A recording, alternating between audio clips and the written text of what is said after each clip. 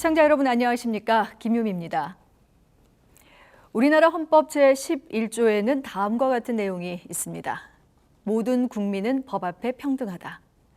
비단 대한민국 국민뿐 아니라 모든 인간의 존엄성을 우선하는 UN 인권헌장에도 명시되어 있는 문구인데요. 지난 6월 29일이었죠. 정의당 장혜영 의원이 국회의원 10명의 동의를 얻어 차별금지법을 발의했습니다. 오늘 이 시간에는 포괄적 차별금지법이 무엇인지 또 이 법안이 가져올 쟁점은 무엇인지 자세히 토론해 보도록 하겠습니다. 자, 오늘 토론을 위해서 네 분을 모셨습니다. 먼저 김종민 정의당 부대표 나오셨습니다. 안녕하세요. 네, 안녕하세요. 다음 지영준 변호사 나오셨습니다. 어서 오세요. 네, 반갑습니다. 네, 다음으로 자케오 대한성공회 신부 나오셨습니다. 어서 오세요. 네, 안녕하세요. 네. 마지막으로 박진권 선교사 나오셨습니다. 반갑습니다. 네, 반갑습니다. 네. 자, 오늘 이렇게 네 분과 함께 포괄적 차별금지법 제정과 논란이 되고 있는 부분, 또 쟁점 부분에 대해서 자세한 얘기를 나눠볼 텐데요. 지금 뭐 차별금지법이 다시 사회의 화두로 떠오르고 있습니다. 우리나라에서 처음으로 이 차별금지법에 대한 어떤 역사라고 할까요? 2006년으로 거슬러 올라가는데 국가인권위원회가 국무총리에게 이 제정을 권고하면서 시작됐다고 합니다. 그러니까 뭐 거의 14년 가까이 지금 되고 있는데 먼저 이 차별금지법의 역사를 좀 짚어보면 좋을 것 같습니다. 김종민 부대표께서 먼저 말씀을 해주시죠. 국가인권위원회가 이제 김대중 정부 시절에 만들어지고 인권법이 제정이 되고 나서 이제 차별금지법에 대한 제정 논의가 활발히 일어나게 됐습니다. 그래서 노무현 대통령 시절에 국가인권위원회가 입법 권고를 하기 시작하면서 이제 시작이 된 것인데요. 한마디로 차별금지법의 역사 이렇게 얘기해 본다면 저는 7.8기다 이렇게 얘기 드리고 싶어요. 7번 정도 입법 시도가 있었는데 늘 좌절이 됐습니다. 이번에 이제 8번째인데 꼭 이번 국회에서는 차별금지법이 제정이 되어야 된다 이런 생각을 갖고 있고요. 대부분 이제 발의조차 되지 못하거나 중간에 폐기되거나 이제 철회됐던 그런 역사들의 반복이었는데 사회적으로 차별이 굉장히 심화돼 가고 있고 반면 국민들의 인권의식은 굉장히 높아져 가고 있습니다. 특히 이제 코로나 시대에 맞아서 이제 새롭게 차별이 없어져야 되고 인권이 높아져야 된다는 국민적 인식의 변화가 생기기 시작했고 예년에 비해서 훨씬 높은 수준의 차별금지법 제정에 대한 찬성 여론이 조성되고 있습니다. 88% 정도의 국민들이 이제 찬성 여론이 제정되고 있는데요. 더 늦출 수 없는 과제라고 생각이 듭니다. 그동안 보수 기독교계의 반대 논리들도 상당히 있었고 그런 지점도 이제 어렵게 만들었던 요인이기도 하지만 더 결정적으로는 이 문제에 대해서 정치권이 외면해왔던 그런 결과다. 그래서 이번 국회에서는 꼭 차별금지법이 논의가 이루어져서 그 어떤 수준이든 간에 제정이 될 수 있도록 하는 것이 좋겠다는 생각을 갖고 있습니다. 네. 자, 지영준 변호사께서는 이 차별금지법 그동안에 이제 여러 가지 과정들을 잠깐 언급해 주셨습니다만 어떻게 보고 계시는지? 네. 사실 이제 공식적으로는 2007년에 12월에 이제 법무부가 정부안으로 이제 국회에 제출한 것이 이제 최초로 법안이 이제 성안돼서 된 것이죠. 근데 이제 그 법안 내용이 사실 이제 국가인권위원회법에 그 당시 이제 2조 3호를 그대로 이제 옮긴 것인데 여기에서 이제 차별금지 사유 중에 논란이 된 것들이 많이 있습니다. 특히 이제 성적 지향이라는 부분 때문에 반대가 많이 있었죠. 그래서 이제 법무부에서 정부안을 성안할 때부터 성적 지향을 넣냐 마냐 가지고 다툼이 있어가지고 결국 이제 성적 지향이 빠지고 이제 국회에 들어갔었는데 이것은 이제 법안을 만들고자 하는 사람들한테도 불만이 많았죠. 성적 지향이 빠지면서부터. 그래서 이제 성적 지향을 넣고 다시 이제 의원 발의로 또 했던 것들이 있고 또 그 다음에 이제 국회가 또 새로 이제 18대 국회가 이제 개원하면서 이제 그때부터 또 국회의원들 발의로 이제 의원 발의안이 나왔었죠. 그때도 역시 이제 성적 지향 때문에 좀 논란이 많이 생겼습니다. 그런데 이제 국민들이 그때까지는 차별금지법이 이제 법안 내용만 보고는 상당히 좋은 내용이다 이렇게 찬성이 많았었는데 이제 18대 국회를 지나고 나서부터 이제 많은 사람들이 차별금지법 내용을 보게 되면서부터 이제 공부를 많이 하고는 차별금지법은 법안의 내용과 다르게 실질적으로 국민한테 이렇게 도움된 것도 아니고 오히려 역차별을 발생시키는 것이구나 이렇게 해서 이제 반대가 많아가지고 19대 때는 아예 발의도 못했던 그런 것이죠. 그래서 아마 제가 볼 때는 이 차별금지법 내용을 잘 알게 되면 많은 국민들이 찬성하기 어려울 것이다. 저는 그렇게 생각하고 있습니다. 네, 자 차별금지법에 대한 어떻게 보면 공감은 있지만 그 안에 깊이 있는 내용들이 오늘 우리가 또 얘기할 논란과 쟁점이어서 뭐 후반 후반부에 계속해서 이 얘기가 나올 것 같습니다. 앞서 이제 말씀해 주신 것처럼 14년 동안 이렇게 계속 번복되거나 번번이 폐기되거나 발의되다가 또 뭐 이런 과정을 거치는데 뭐 이유라고 할까요? 가장 큰 원인들에 대해서 좀 더 말씀을 좀 해주셨으면 좋겠는데요. 먼저 작해오신 분께서 좀 얘기를 해주시죠. 네, 저는 현재 이제 차별금지법 제정연대에서도 같이 활동을 하고 있는데요. 네. 저희가 이제 크게 보는 이유는 한 3가지 정도를 볼 수 있습니다. 첫 번째는 그 앞에서 김정민 부대표님이 정확하게 지적해 주신 것처럼 사회적 합의라는 것을 주도하고 책임져야 되는 정부 여당이 사실은 사회적 합의라는 그 수사 뒤에 숨어서 사실은 이 부분에 적극적으로 나서지 않는 문제들이 사실 있었고요. 또 하나는 이게 사실은 어떠한 법이든 이게 합리적이고 열린 토론장으로 사실은 이게 나와야 되는 거거든요. 그래야지만 그때부터 여러 가지 이제 그 문제라든지 뭐 장단점을 확인하고 이러면서 이런 것들을 이제 차근차근 이렇게 재정의 어떤 과정들로 사실 가는 거겠죠. 물론 그런 과정에서 정말로 문제가 많다 그러면은 뭐 다시 번복될 수도 있는 거겠죠. 근데 중요한 거는 이렇게 합리적이고 열린 토론장에 해당 주제가 나오지도 못하도록 만들었던 그 일부 집단들이 있었다는 겁니다. 이제 그런 부분들에 대해서는 이제 저는 3번째로 얘기할 수 있는 건 이제 그렇게 합리적인 토론장에도 못 나오도록 만드는 그런 그룹들 가운데 그분들이 주로 이제 특권을 가지고 있던 그룹들이었는데요. 초창기 차별금지법 초창기에는 뭐 방금 전에 지 변호사님이 얘기해 주시긴 했지만은 뭐 많은 국민이라고 얘기하셨는데 사실은 네. 그 당시에는 그렇게 많은 사람들이 알지도 못했기 때문에 그 당시에는 주로 재계가 고용 영역에 있어서 많은 문제 제기를 했었습니다. 왜냐하면 이런 것들이 그 당시 뭐 지금도 마찬가지지만 굉장히 이 한국 사회가 굉장히 어떤 기업 친화적인 뭐 그런 국가이잖아요. 그러다 보니까는 이 고용의 영역에 있어서 여러 가지 차별 금지 요소를 사회를 받아들이게 됐을 때 이 경제 활동에 여러 가지 문제가 생긴다라는 적극적인 로비들이 있었고요. 네. 그 당시에는 뭐 그 종교 그룹들은 그렇게 부각되지 않았었습니다. 그러다가 이제 이후에 이제 일부 종교 그룹의 이제 적극적인 반대 운동들이 사실 있었고요. 뭐 그런 것들에 대해서는 왜 인지에는 좀 더 얘기를 해보겠지만 저는 이런 과정에서 굉장히 중요한 것들 제가 짚어봐야 되는 것 오늘 이제 그런 걸 짚어보겠지만 남아프리카 공화국의 헌법재판관 중에 에드윈 캐머런이라는 굉장히 유명한 분이 계십니다. 그분이 네. 이런 얘기를 하셨어요.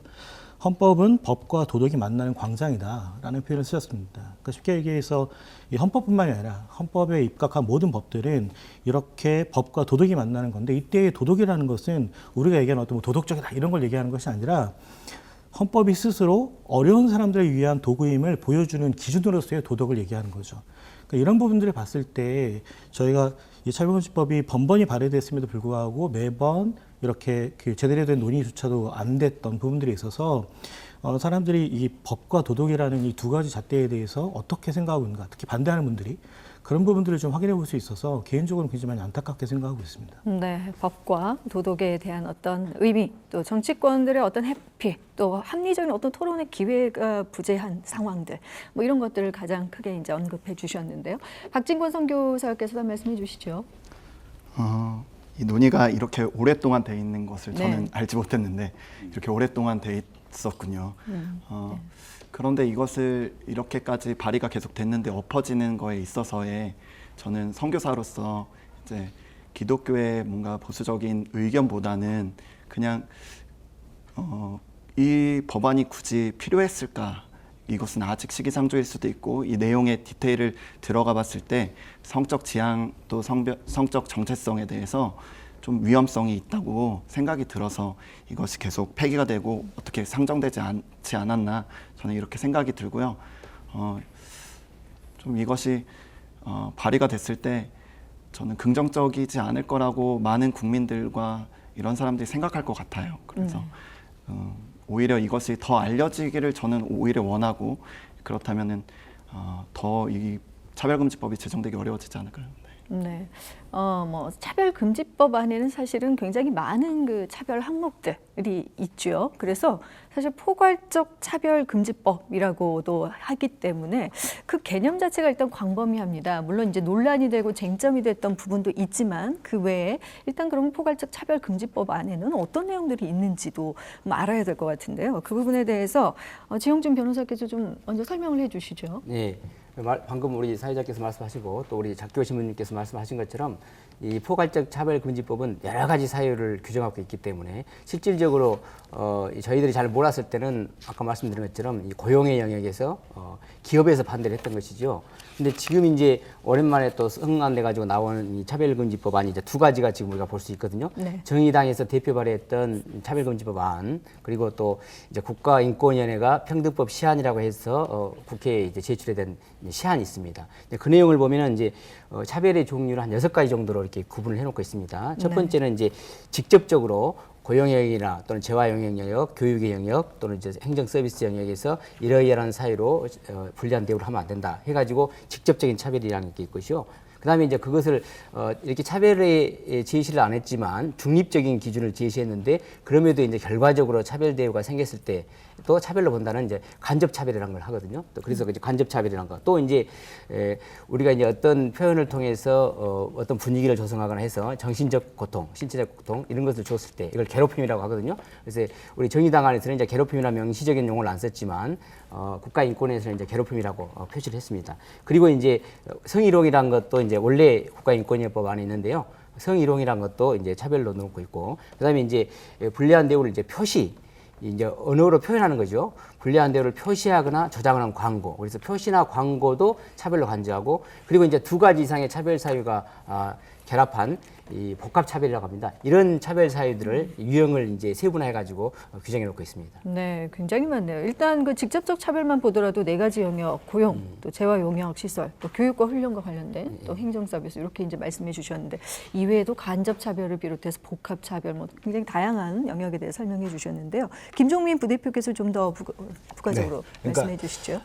시청자 여러분들께서 차별금지법을 이해하는 데 가장 좋은 숫자가 있는데요. 그게 23 곱하기 4입니다. 그러니까 23가지의 차별 사유가 있다는 거예요. 그러니까 우리 국민들이 알게 모르게 차별하는 경우도 있고 또 의도적으로 차별하는 경우가 있는데요. 이걸 23가지가 왜 이렇게 많냐. 그러니까 한국 사회에 존재하는 현재의 차별의 내용에 해당하는 겁니다. 그만큼 이제 차별이 많다는 것인데요.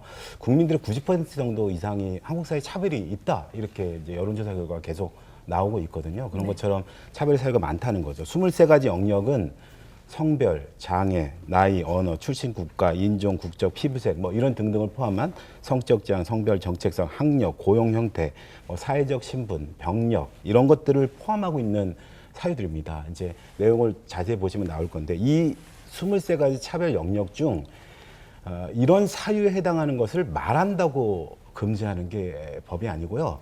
4가지 영역에서 차별 행위가 일어날 때 그 시정을 할 수 있도록 하는 조치를 취하게 하는 것이 이제 차별금지법입니다. 4가지 영역이 이제 아까 말씀하셨던 고용, 교육, 행정 서비스, 재화 용료의 공급인데요. 고용, 교육, 행정 서비스는 아마 다 아실 텐데 재화 용료의 공급은 슈퍼마켓 가서 이제 제가 커피를 달라고 했는데 남성 50대란 이유로 커피를 안 파는 거 이거 차별이라는 겁니다. 그러니까 네. 다 해줘야 된다는 거죠. 그리고 말씀하신 것처럼 그것 이외에 아주 특별하게 일어난 차별이 있다는 거예요. 그게 성희롱, 괴롭힘, 그다음에 간접 차별인데요. 마지막으로 이제 언급하셨는데 어떤 것을 그러니까 차별의 의사를 표시하는 것을 처벌하는 법이거나 규제하는 법은 전혀 아니고요. 차별의 의사나 표시를 광고로 하는 행위를 말합니다. 그러니까 광고는 공공의 영역에 해당하기 때문에 이 광고를 하는 행위에 대해서는 조금 규제나 시정 조치가 필요하지 않겠냐라고 하는 것을 이해해 주셨으면 좋겠고요. 그래서 23가지 사유에 대한 4가지 영역에서 차별이 발생하면 시정 조치를 이루게 하는 것을 이제 차별금지법에서 명시를 하고 있는 것이고요. 특별하게 4가지 영역에서만 특별하게 또 차별의 사유를 이제 명시하고 있다 이렇게 이해하시면 될 것 같습니다. 네. 이 부분을 조금 더 말씀드리고 싶은데요. 사실은 이게 저도 이제 여기저기 많이 이제 설명을 드리거나 특히 제가 종교인이다 보니까 특히 이제 종교 그룹에서 이 차별금지 요소에 대해서 이제 궁금해하는 분들이 야, 왜 이렇게 차별금지 사유가 많냐? 네. 라고 얘기하는 분들이 많습니다. 방금 전에 이제 사회자분께서도 얘기하실 때 많네요 라는 표현이 자연스럽게 나오잖아요. 근데 사실은 이런 것들을 조금만 저희가 살펴보면 세계적으로도 차별금지 사유는 되게 자세히 규정되는 추세입니다. 예를 들어서 1960년 당시 사유권 규약에서는 9가지 사유가 있었었는데 계속 그런 것들이 유엔 공식문서에는 오늘날에는 8개 사유가 더 추가가 됐고요. 2000년대에 입안된 유럽 연합 기본권 헌장에서는 14가지 사유가 규정되어 있습니다. 최근에 넘어오면 2000년대 이후에 헌법을 제정하거나 개정한 나라들에선 10개 이상의 차별금지 사유를 두는 것이 헌법 안에요. 이게 네. 이제 보통이고요. 뭐 볼리비아나 뭐 그 코트디부아르, 에콰도르 헌법에는 20개 내외의 차별금지 사유가 기록되기도 합니다. 그러니까 이제 이런 부분들이 왜 이렇게 많느냐? 그러니까 이건 아주 그냥 쉽게 얘기하면 현대 사회가 그 정도로 많은 첨예한 차별의 문제를 갖고 있다는 거죠. 그리고 또 그만큼 사람들이 이 평등에 대한 감각들 그리고 이 그 반차별에 대한 감각들이 그만큼 좀 올라가고 있다는 겁니다. 그 사회가 성숙하는 것만큼 이 또는 성숙해지길 기대하는 것만큼 차별금지 사유에 대해서 적극적으로 사실은 명시하려고 하는 게 있고 이건 한마디로 얘기하면 차별금지 사유는 사실은 경고등 같은 겁니다. 그러니까 이런 것들을 우리가 적극적으로 차별해서는 안 됩니다. 라는 것들을 알려주는 하나의 요소인 거죠. 그러니까 우리나라에서 이번에 이렇게 했을 때 뭐 19개냐 23가지냐 이렇게 했을 때 사실은 한국 사회가 그만큼 차별에 대한 감각이 관행적으로 사실은 굉장히 무뎌져 왔었다라는 거죠. 그런 것들에 대해서 경고등을 켜기 위해서 사실은 금지 사유가 있다라고 저희가 한번 생각해 봤으면 좋겠습니다. 네. 네네. 예, 사실 이제 두 말씀 들어보면 차별금지법이 되게 이렇게 폭이 좁게 보일 수도 있어요. 많은 가지수를 했지만 또 해석을 저렇게 23가지 곱하기 4 이렇게 하시는데요. 이제 법을 만드는 거하고 또 해석은 전혀 다릅니다. 사실 23가지라고 했지만 결과적으로 이렇게 쭉 성별, 나이, 장애 해가지고 마지막에 이제 성적 지향, 성별 정체성, 사회적 신분 등 해놨거든요. 등. 그래서 이제 그걸 성별 등이라고 한다. 이 등이라는 의미는요, 상당히 여러 가지로 해석될 수 있습니다. 그리고 제가 이제 일반 법률가들한테 이렇게 물어봤을 때 23가지 이렇게 등 해놓으면 23가지만 말하냐? 전혀 아니라는 거죠. 여러 가지 우리가 생각하지 못했던 사유들이 다 들어갈 수가 있고 또 이제 지금 우리 정의당 부대표님께서도 4가지 영역이 있으면 적용한다. 그런데 사실 뭐 고용의 영역이나 교육의 영역은 눈에 보일 수 있습니다. 그러나 두 번째 있는 재화 영역 시설은요. 정말 해석하기 나름이에요. 그것도 또 재화 영역 시설 등이라고 되어 있습니다. 그래서 우리가 이제 흔히 이제 재화의 영역 그러면 경제생활만 생각할 수 있는데요. 시설이라는 건 꼭 그렇지 않습니다. 왜 그러냐면 사실 우리가 이제 교회나 방송도요, 문화시설도 다 시설이다 하거든요. 어떻게 보면은 또 도로구역, 도로도 광장도 다 시설로 포함시킬 수 있어요. 그리고 재화도 제가 이제 우리 학생들한테 물어보면 재화가 뭐냐 이렇게 물어보면 사회책에 다 나오거든요. 경제책에 나오는 게 아니라 재화라가 뭐냐 그러면 이제 사람들의 생활을 유익하게 하면서 손으로 만질 수 있는 것 하면서 여기에는 대가를 지불하는 경제재와 자유재가 있다. 그러면서 자유재의 얘기가 뭐라고 하냐면 공기처럼 대가를 지불하지 않는 것 이렇게 됐단 말이에요. 그러면 얘가 저희들은 공기를 예로 들었어요. 재화에. 그러면 야 공기가 재화냐? 이렇게 물어보면 사람들이 재화인가? 고민을 해요. 그러니까 재화 영역 시설이라는 게 엄청 범위가 넓어진다. 그래서 이 포괄적 차별금지법은 23 곱하기 4가 아니라 엄청 범위가 넓어지기 때문에 그래서 우려한다. 그렇게 말씀드릴 수 있겠습니다. 네. 현대 사회에 있어서 뭐 차별은 단순히 막연하고 단순화하기보다는 오히려 이제 세부화되고 있는 상황인데 이런 것들을 또 해석에 따라서는 더 많은 해석들이 있을 수 있다라는 점에서 여러 가지 그 얘기들을 지금 해주고 계십니다. 그런데 이제 한 가지 또 이 차별금지법이 혹시 차별로 보지 않은 어떤 예외 부분이 있는지 궁금한데요. 작혜호 신부께서 먼저 여기에 대해서 좀 말씀해 주시죠. 이제 이런 차별금지법 관련된 토론장에 가보면 이제 주로 그 많이 이제 우려하시는 것들 중에 이제 예를 들어서 뭐 내가 종교인인데 내가 만약에 그 특정 어떤 이제 종교 교단의 목회자가 되는 문제에 있어서 만약에 뭐 그 아까 우려하셨던 뭐 성적 지향이나 이런 문제를 가지고 누군가 문제 제기하면은 이거 당장 걸리는 거 아니냐 뭐 이런 식의 문제 제기들을 하시는 경우가 많더라고요. 네. 사실 이제 그런 부분들에 대해서는 그러니까 이제 워낙 그런 얘기들이 워낙 많으니까 심지어는 국가인권위원 뭐 그 정의당 쪽에서도 그렇지만 국가인권위에서도 평등법 관련 팩트 체크라는 것까지 만들어서 이 부분에 대해서 하나하나 사실 설명을 해두고 있어요. 일단은 크게 얘기하면 이제 2가지 정도 볼 수 있는데 하나는 그러니까 특정 교단의 목회자나 어떤 종립학교의 어떤 교목, 임용 뭐 이런 것들처럼 그 목적에 꼭 특별하게 있어야만 되는 경우. 그러니까 예를 들어서 뭐 개신교단의 어떤 뭐 목회자를 만든다. 그런 경우면은 그 안에서 사실은 어떤 특정한 조건을 갖춰야지만 자격을 갖춰야지만 되는 거잖아요. 물론 이제 그 자격이 합리적이지 않을 때에 대해서는 뭐 그거는 뭐 다른 문제겠지만 지금 이 법에 대해서만큼은 어떤 그런 종교의 목회자나 종립학교의 교목 등을 임명하는 문제에 있어서 이런 것들을 갖다 차별 사유로 보지 않는 거죠. 또 하나는 뭐 중요한 부분 중에 또 하나는 예를 들어서 취약계층을 갖다 뭐 우대한다거나 뭐 이런 부분들에 대해서도 차별의 그 요소를 보지 않습니다. 이런 부분들에 대해서 제가 이제 뭐 저보다는 좀 더 뭐 이 인권위에서 얘기하는 것들을 제가 짧게 좀 말씀드리고 싶은데 네. 뭐 이렇게 나와 있어요. 여기 나와 있어 보면 종교시설 등에서 채용하려는 직무나 사업이 종교의 본질적 목적에 해당하거나 사업 수행의 성질상 불가피한 경우에는 차별이 되지 않습니다. 이런 식으로 아주 분명하게 해설을 하고 있습니다. 이런 걸로 봤을 때 앞서서 얘기하셨던 것처럼 차별금지 사유가 좀 더 세부화되고 근데 그런 것들이 해석의 여지에 따라서 굉장히 넓어질 수 있다. 사실은 이미 그 법 안에서 적용할 수 있는 것과 없는 것을 갖다 분명히 나누고 있기 때문에 그런 것들은 오히려 법 제정 과정에서 사실은 토론을 거쳐서 조금 더 엄밀하게 만들어 가면 될 문제이지 사실은 그런 우려만으로도 사실 법을 갖다 반대한다라는 것들에 대해서는 좀 갸우뚱하게 되는 지점이 많습니다. 네, 자 차별의 사유, 뭐 예외도 있다라는 부분에 있어서는 잠깐 설명을 해주셨는데 박진권 선교사께서도 여기에 관련해서 한 말씀 해주시죠.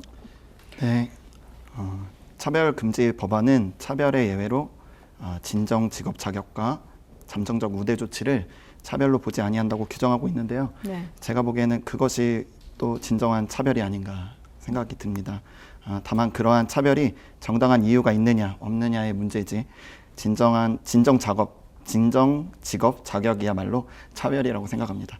여기 신부님이나 변호사님도 계시지만 아무나 신부나 변호사로서의 직무를 수행하지 못하게 하는 것이 차별이 존재하는 것이고 그것이 정당한 이유가 있느냐 없느냐를 판단한 것이 순서이지 처음부터 차별이 아니다라고 단정할 것은 아니라고 생각합니다. 그리고 잠정적 우대 조치는 몇몇 가지 사유에서 시행된 적이 있지만 오히려 역차별을 일으킨다는 문제 제기가 항상 있어 왔다고 합니다. 그래서 공직선거법의 제47조 제3항에 정당이 비례대표 국회의원 선거 및 비례대표 지방의회 의원 선거에 후보자를 추천하는 때에는 그 후보자 중 100분의 50 이상을 여성으로 추천하되 그 후보자 명부에 순서의 매 홀수는 여성을 추천해야 한다고 규정한 경우에 남성의 입장에서는 도대체 언제까지 잠정적 우대 조치를 할 것인지 역차별이라고 볼 수 있지 않을까 싶습니다. 또 한 가지 말씀드리면은 장애인 차별금지는 잠정적 우대 조치하는 조치가 아니라 사회보장 차원에서 지속적 계속적으로 행해져야 할 조치라고 생각합니다. 네, 차별금지 조항도 하나의 이제 차별금지법도 또 하나의 역차별이 발생할 수 있다는 점 우려해 주셨는데요. 네. 이쪽에 앉으셔야 될 것 같아요. 지금 오늘 얘기하는 거 보니까. 아니 근데 네. 그러니까 차별이라고 하는 게 발생하면 그걸 이제 바꾸기 위해서 말하자면 뭐 숟가락 구부리기처럼 숟가락을 이렇게 구부렸다가 똑바로 펴려면 한번 이쪽을 구부렸다가 펴줘야 된다 이런 이제 과학적인 원리가 있듯이 일정한 어떤 편향성을 좀 발생시켜주는 말하자면 이제 우대 조치라고 하는 것인데요. 그 여성 할당이라든가 청년 의무 고용 할당이라든가 이런 식의 과정을 통해서 이제 조금 더 차별을 없애고 평등한 세상을 만들기 위한 어떤 조치들이 한국 사회 헌법에서부터 여러 법에는 뭐 너무 많거든요. 근데 이런 걸 다 역차별이라고 하면 좀 과하다 이런 생각이 들고 이 제도가 좀 이렇게 이해하셔야 된다고 생각해요. 그러니까 이 차별금지법은 기본법 같은 거예요. 그러니까 이 법의 기초에서 결국 국가인권위원회가 여러 진정이 들어옵니다. 차별에 대한. 그 진정을 보고 판단을 해보는 거죠. 이건 차별이네. 이건 좀 차별이 아니네. 이런 것들이 누적돼 가는 과정이거든요. 그러다 보면 합리적으로 이거는 이럴 수밖에 없는 것이다. 이거는 종교적인 문제 때문에 이럴 수밖에 없는 것이다. 이게 설명이 된다면 차별의 예외 조항을 계속 이제 확대해 갈 수 있는 것이거든요. 또 반대로 어떤 것은 이거는 차별이라고 생각하지 않았는데 생각해 보니까 심각한 차별이 되네라고 생각하면서 한국의 국민들이 이건 차별이라고 생각하지 않았던 건데 이건 차별이구나라고 하는 것을 인식할 수 있는 계기가 되는 게 이 법의 취지예요. 그러니까 이 법 조항과 문구를 갖고 이렇게 해석하면 저렇고 저렇게 해석하면 저렇고 이런 게 아니라 포괄적 형태의 그런 과정이 이제 실질적인 행위 과정에서 그러니까 말하자면 차별을 진정하고 그거를 조사하고 판단하고 또 그거를 다투고 법적으로 나누는 과정에서 이제 합리적으로 조정해가는 이게 법의 규정이지 모든 걸 다 일일이 다 모든 행위에 대한 다 규정을 다 하고 있는 법이 아니거든요. 그렇게 이해를 해주시는 게 좋을 것 같아요. 네, 일단 기본법을 제정하고 역차별이 혹시 발생하지 않도록 이런 그 예외 조항을 늘려가면 되는 것이다라는 의견을 말씀해 주셨는데요. 지영준 변호사께서 한 말씀 하실 것 같습니다. 우리 박진경 선교사님께서 말씀하시니까 이제 저쪽 우리 우리 신부님께서는 저쪽에 앉아야 되는 거 아니야? 말씀하시는데 이게 되게 중요한 말이거든요, 사실은. 우리가 이제 차별이란 말을 되게 이제 부정적으로만 생각하시는 것 같아요. 그러니까 사람들이 차별을 하지 말라 그러는데 이 차별이라는 건 두 가지 의미가 있거든요. 네. 차별은 우리가 이제 이 불이익하게 대우를 받았을 때 차별이라고 할 수도 있지만요. 우대를 해야 돼요. 그러니까 방금 우리가 이제 좋은 선교사님이 그 예시 중에 장애인에 대해서는 이 장애인에 대해서는 잠정적으로 하는 게 아니고 계속적으로 우대를 해야 된다. 우대를. 그렇기 때문에 어떻게 보면 우대하는 것도 차별이죠. 그런데 그것을 우리가 이제 우대받는 것도 차별이라고 할 수 있거든요. 그렇기 때문에 우리가 상향적 가치. 그러니까 사실은 이제 어떻게 의미하면 오늘 우리가 이 자리에 온 것도 차별받았기 때문에 온 것이고 우리가 이제 선출직도 마찬가지죠. 차별받지 않으면 절대 선출될 수가 없습니다. 그렇기 때문에 또 우리가 이제 경쟁 사회에서는 그 기업이 이제 우리가 이제 경쟁의 자유라고 하는데요. 기업이 살아남으려면요. 우리가 차별을 많이 하지 않습니까? 차별화가 되지 않으면 그 기업은 망해요. 그렇기 때문에 우리가 상향적으로 높은 쪽으로 의미했을 때는 차별이라는 말이 되게 긍정적이고 좋은 의미다. 이런 걸 지금 우리가 이제 선교사님께서 예를 들어주는 거기 때문에요. 그래서 우리가 차별의 의미를 네. 부정적으로만 생각할 건 아니다. 이런 개선을 생각합니다. 네, 이 차별. 부분은 네. 명확하게 좀 짚고 넘어갔으면 좋겠는데요. 네네. 차별, 구별, 식별 이런 것들은 다 다릅니다. 예, 그러니까 이제 그런 것들이 양상이 뭐 비슷해 보이는데 그것이 다 똑같다라고 뭉뚱그려 버리면은 굉장히 철학적으로 문제가 생기는 개념인 거고요. 그 부분에 대해서는 변호사님께서 더 잘하실 거라고 생각을 해요. 그래서 방금 얘기하신 것처럼 우대하는 것도 차별이다. 뭐 그렇게 생각하면 사람들이 그럴 수 있겠구나 생각할지 모르지만 사실은 그거는 구별이나 식별이라는 다른 방식의 좋은 표현들도 있습니다. 그러니까 그런 것들을 갖다가 뭉뚱그리는 건 좀 고민해야 된다고 생각을 하고요. 저는 아까 선 교수님 얘기하신 것처럼 진정 직업 자격 같은 경우는 뭐 장기적으로 봤을 때 특히 뭐 종교계나 이런 쪽에서 제가 좀 진보적인 얘기일지 모르겠지만 장기적으로 열려야 되는 게 맞죠. 예, 좀 맞다고 봅니다. 다만 그런 것들이 소위 얘기해서 종교 특유의 본질적인 요소들이 또 있다는 거죠. 그런 부분들에 있어서 저희 같은 경우는 성공의 사제인데 사제가 소위 얘기해서 이제 그 전례를 집전하도록 되어 있거든요. 근데 집전하는 것들은 특정한 직을 갖는 이들만 행하도록 되어 있습니다. 그런 것들 갖다가 만약에 다른 분들이 차별이다. 이렇게 얘기해버리면 그 부분에 대해서는 뭐 토론은 당연히 가능하겠지만 저희의 본연의 임무라고 사실 여겨지는 거죠. 사회자께서 사회 보시는데 제가 지금 몇 번 끼어든 것 같은데 계속 끼어든다. 그러면은 진행이 안 되는 거잖아요. 그러니까 하나의 그런 것처럼 주로 이런 진정 직업 자격 같은 경우는 전문적인 영역에서 많이 된다는 것들을 염두에 두시면 좀 더 이해하기 좋지 않을까라고 말씀드립니다. 네, 뭐 차별의 의미까지 또 여러 가지 말씀을 해주셨습니다. 다시 우리의 그 주제, 이 차별금지법, 포괄적 차별금지법으로 좀 돌아가 보겠습니다. 저는 이제 개인적으로 사례를 좀 들어보고 싶어요.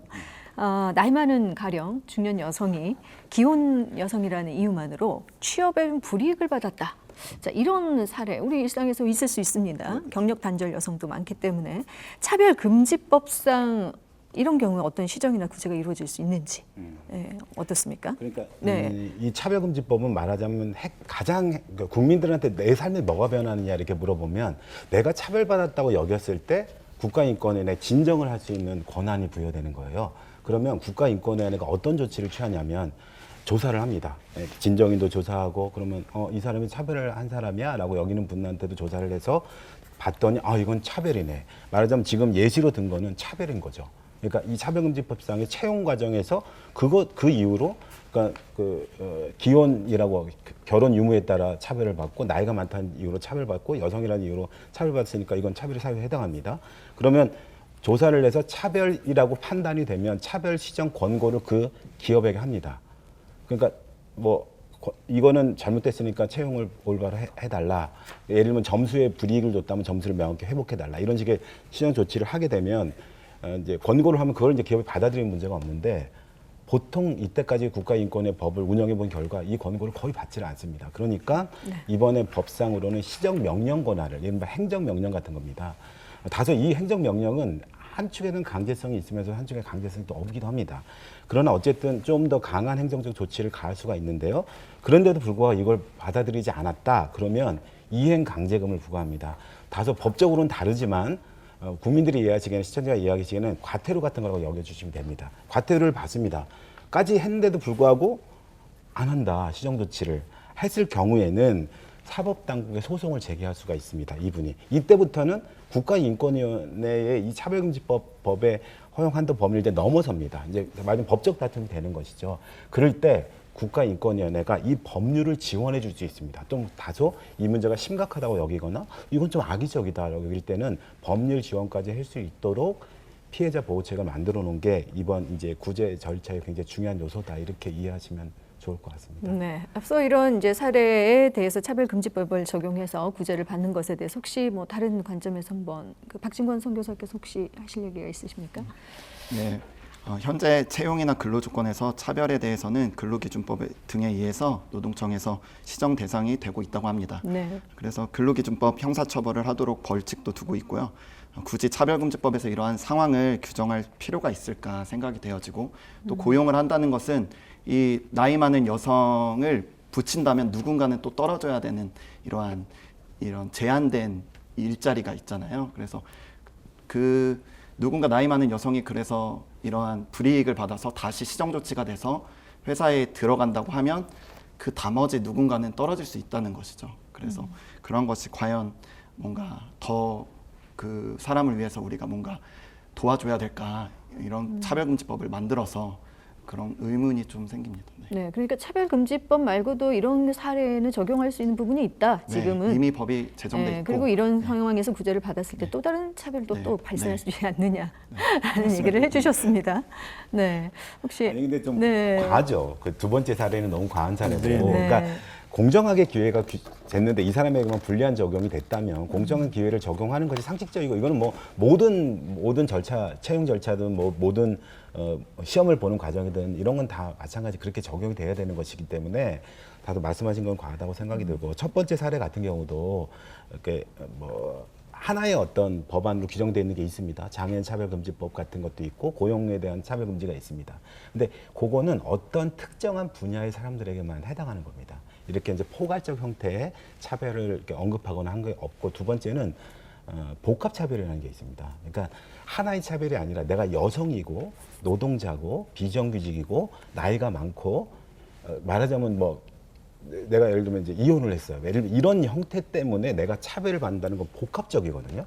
그거는 어떨 때는 여성 가족부에 가서 진정을 하고, 어떤 거는 노동부에 진정을 하고, 어떤 거는 뭐 다른 데에다 진정하고, 이런 방식으로 하는 행정 절차를 일정하게 하나의 시스템으로 만든다고 이해하시면 될 것 같고, 특히 이런 차별은 보통 복합적으로 일어납니다. 그러니까 이 사람이 여성이라고만 차별하는 게 아니라 여성, 기혼, 뭐 말하자면 한부모, 이런 식의 형태가 함께 복합적으로 일어나기 때문에 일어난 차별이 한국 사회에 굉장히 많거든요.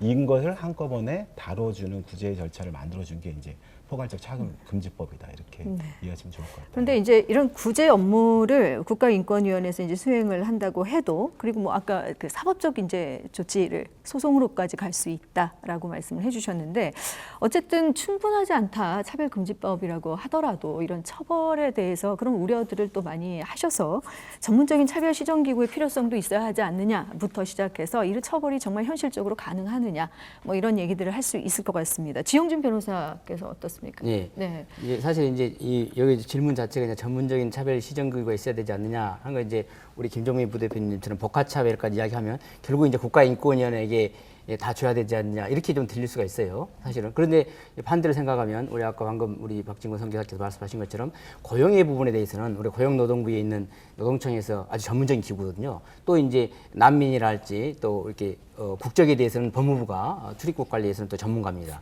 또 이렇게 이제 또 여성이 차별에 대해서는 또 여성가족부가 전문 기관이죠.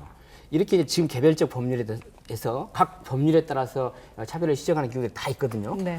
그런데 한편으로 보면 인권이 아닌 게 없습니다. 인권과 차별이 아닌 것은 사실은 뭐 우리나라 헌법에서 보면 인권 그러면 뭐 헌법재판소 법원뿐만 아니라 법무부고 법제처고 뭐 우리 모든 고용부고 노동부고 우리 국가기관이 전부 다 인권을 위한 기관이죠. 그렇기 때문에 사실은 각 행정부라는 것이 다 전문기관이거든요. 그래서 저는 이제 이 전문기관이라는 거 당연히 국가인권위와 또 국가인권위가 할 일이 있습니다. 지금도 국가인권위법에서 할 일들이 충분하거든요. 국가인권위에 대해 시정조치가 따라주지 않는다고 하는데요. 실질적으로 국가인권위가 시정조치를 권고하면 그 자체가 그걸 권고를 안 따라주면 언론을 공표합니다.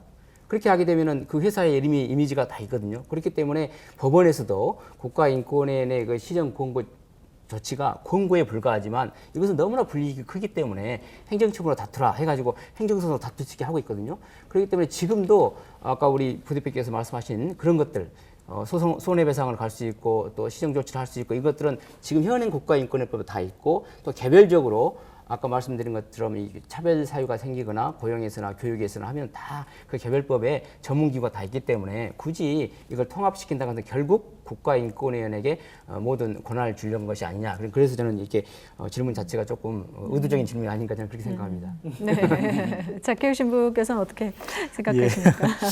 예, 이게 사실 저한테도 어려운 질문인데 이게 의도가 있다니까 어떤 의도가 궁금하고요. 네, 어떤 의도가 있나? 나 좀 궁금합니다.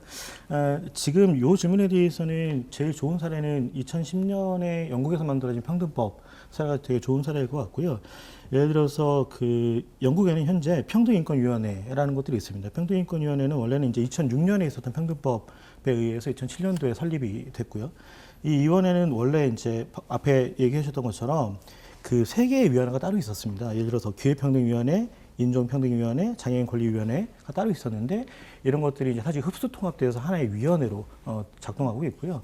그런데 저는 이 위원회가 그렇게 작동한다고 그래서 제가 성공회다 보니까 영국에 대한 정보들이 좀 있어서 거기는 신부님한테 물어봐도 평등인권위원회가 뭐 독재를 한다거나 무슨 이런 형태의 얘기는 들어본 적이 없습니다. 오히려 이 위원회가 일반적인 조사권을 갖고 평등법에 근거해서 2010년에 법률상의 예규나 지침 작성 및 공표권을 갖고 있고요. 그래서 이제 이분들이 어떤 목적에 비추어서 중요하다고 생각하는 특정 재판에 대해서는 3자 개입권, 물론 이제 법원이 수용을 해야 되는 의무가 있는 건 아니고요. 예. 이제 이런 것들이나 방금 앞서 얘기했던 것처럼 특정 사안에 대한 소송의 지원권이나 조사권 또는 강제명령 신청권 같은 것들을 갖고 있습니다. 그러니까 이렇게 갖고 있는데 그러면은 이렇게 갖고 있는 영국의 이 평등인권위원회가 굉장히 그런 뭐 처벌적인 권력을 갖고 있나? 절대 그렇지 않고요. 헌법 안에서 테두리에서 사실 움직이고 있는 거죠. 하나 더 봐야 되는 건 뭐냐면 이렇게 이런 어떤 그 집행하고 있는 위원회가 있음에도 불구하고 구제하고 있는 그룹들은 또 개별적으로 다루 또 다 있다는 겁니다. 그러니까 소위 얘기해서 이렇게 포괄적으로 이런 것들 갖다가 집행하기 위해서 조율하기 위해서 하는 위원회가 따로 있고 그런 것들을 갖다가 또 개별적으로 뭐 교육 같은 경우는 그 교육법을 위한 특별 기구에서 그다음에 뭐 고용 같은 경우는 고용심판원 그다음 뭐 이런 식으로 개별적으로 또 이런 것들 갖다가 자세하게 전문적으로 이것들 다루는 기구들이 따로 다 있는 거죠. 왜 이렇게 있느냐? 사실 이런 것들은 아까도 제가 반복해서 얘기하는 것처럼 아까 뭐 전 전현주 변호사님 얘기에 굉장히 공감하는 게 모든 게 다 인권이죠. 맞습니다. 모든 게 다 인권인데 사실은 모든 게 다 인권을 갖다가 지키기에 사실은 국가 제도나 많은 것들이 많이 미비하죠. 그러다 보니까 이렇게 다양하게 입체적으로 이 부분을 갖다가 해소하기 위해서 많은 전문 기구들이 사실은 이렇게 서로의 협업이나 또는 역할 분담들을 하고 있는 거고 제일 중요한 건 뭐냐면 이 안에서 적절한 견제가 이루어지는 방식으로 작동하고 있다는 겁니다. 그러니까 그런 측면에서 저는 만약에 지영주 변호사님이 얘기하는 것처럼 국가인권위에 너무 많은 권한을 주는 것이 걱정된다 그러면 이런 식으로 견제할 수 있는 더 전문적인 기구들을 또 많이 둬서 이렇게 서로 상호 견제하면서 보완할 수 있는 방식으로 가는 것들이 맞지 않을까라고 생각을 합니다. 네. 네. 사적 영역이 지금 우리가 사는 현대 사회에서는 뭐 자유주의라든지 시장 경제 원리의 발달과 함께 굉장히 커지고 있습니다. 이런 상황에서 이런 사적 영역에서 자유평등의 지위가 좀 이렇게 빈번하게 침해되는 상황이 또 혹시 발생할 수 있는 그런 빈도수가 좀 늘기 때문에 여기에 대한 얘기들을 좀 나눠보고 싶은데요. 먼저 지영준 변호사께서 좀 더 먼저 시작을 해주시면 좋겠습니다. 우리가 사실 다 알고 있죠. 종래에 이제 우리가 산업혁명이 일어나면서 19세기 때 이제 빈익빈 부익부 현상, 사회적 불평등이 엄청 심화됐죠. 그렇기 때문에 이제 우리가 이 문제를 어떻게 해결할 것이냐. 그래서 이제 자유를 중요하게 생각하는 사람들, 또 평등을 중요하게 생각하는 이제 이데올로기가 발달했습니다.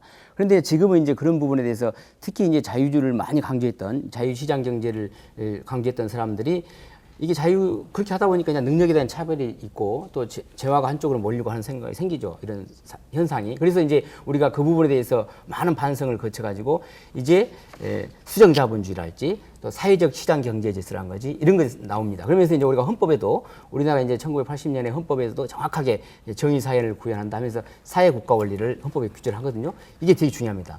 사실 이제 이게 이제 우리가 처음에 시작할 때 헌법 11조에 모든 사람은 법 앞에 평등하다 이 말하고 여기서 말하는 이 실질적 자유와 평등의 지위를 해결한다. 경제력과 사회적 지위의 격차라는 것을 자유와 평등의 지위를 회복한다는 건 전혀 의미가 다른 의미거든요.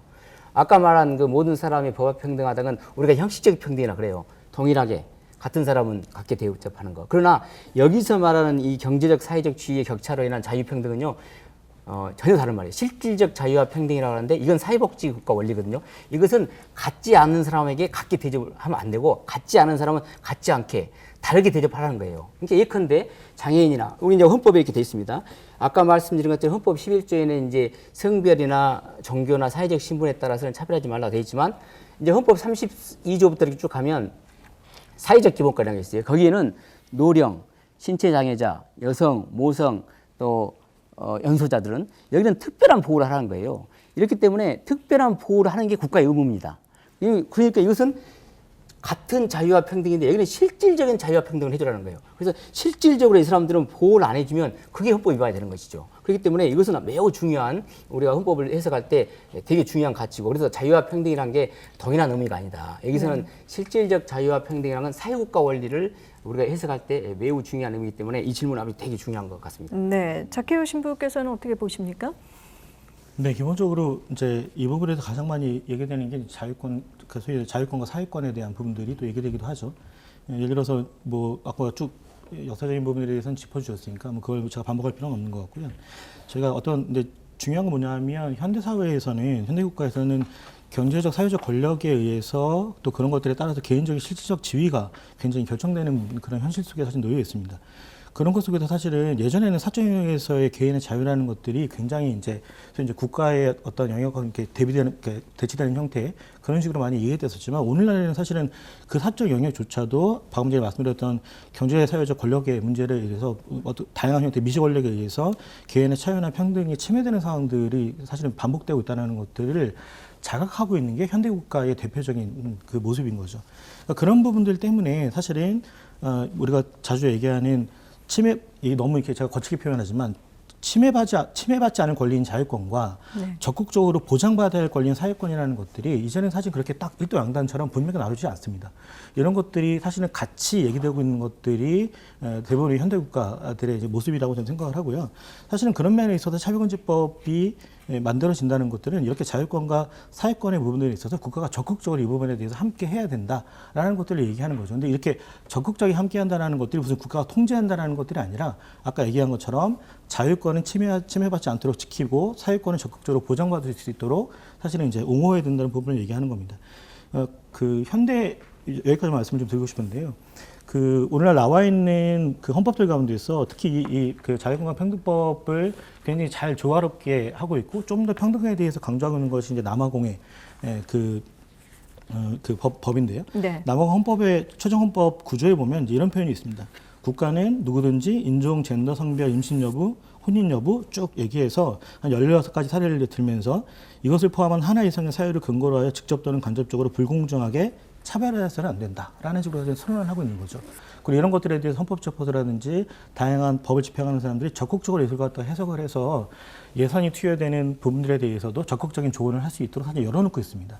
이런 것들이 오늘날의 그 자유주의 시장경제 원리안의 발달로 인한 여러 가지 문제들을 갖다가 법의 논리로 적극적으로 보완하고자 하는 그런 대표적인 사례라고 볼 수 있습니다. 네, 사례를 얘기해 주셨듯이 이제 그 사적 영역의 사안에 있어서도 국가가 기본권, 그러니까 기본권 보호 의무에 근간해서 차별 금지라든지 평등권을 보장을 위해서 조치를 할 의무가 있다.